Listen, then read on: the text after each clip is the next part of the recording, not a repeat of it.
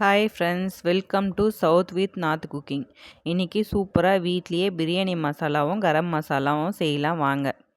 பிரியாணி மசாலா செய்கிறதுக்கு 50 கிராம் பட்டை, 30 கிராம் கிராம்பு, 30 கிராம் ஏலக்காய்.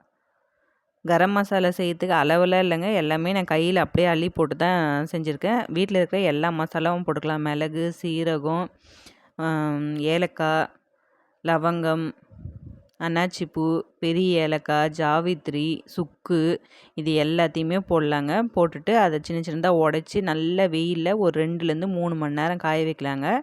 காய வச்சுட்டு மிக்ஸி ஜாரில் சேர்த்து நம்ம இதை நல்லா பொடிசாக அரைச்சிக்கலாங்க. இதை ஜலிக்கணும்லாம் எந்த அவசியமும் கிடையாது. பிரியாணி மசாலாவை அரைச்சி நல்லா தட்டில் கொட்டி நல்லா ஆற வச்சுக்கலாங்க.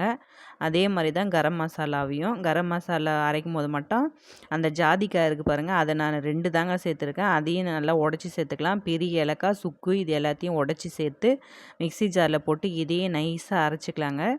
அரைச்சிட்டு கரம் மசாலாவையும் ஒரு தட்டில் கொட்டி நல்லா ஒரு 2 மணி நேரம் நல்லா காற்றார விடுங்க. ஏன்னா மிக்சியில் அரைக்கிறதுனால மசாலா ஹீட்டாக இருக்கும். அப்படியே டப்பாவில் போட்டு வச்சோம்னா கெட்டு போயிடும்.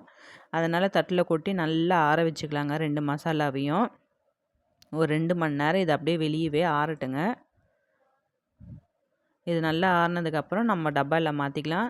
இந்த பிரியாணி மசாலா பார்த்திங்கன்னா, நம்ம 1 கிலோ ரைஸு, 1 கிலோ சிக்கனோ மட்டனோ எது போட்டு செஞ்சாலும் ஒரு 3/4 ஸ்பூன்லேருந்து 1 ஸ்பூன் வரைக்கும் போட்டால் போதுங்க பிரியாணி மசாலா. கரம் மசாலா ஒரு 1/4 ஸ்பூன் போட்டாலே போதுங்க. அவ்வளோ சுவையாக மணமாக இருக்கும். வீடே மணம் மணக்குங்க நம்ம வீட்டில் அரைச்ச கரம் மசாலா. நீங்களும் ட்ரை பண்ணி பாருங்கள். வீடியோ லைக் பண்ணுங்கள், ஷேர் பண்ணுங்கள், கமெண்ட் பண்ணுங்கள், சப்ஸ்கிரைப் பண்ணுங்கள். Thank you friends.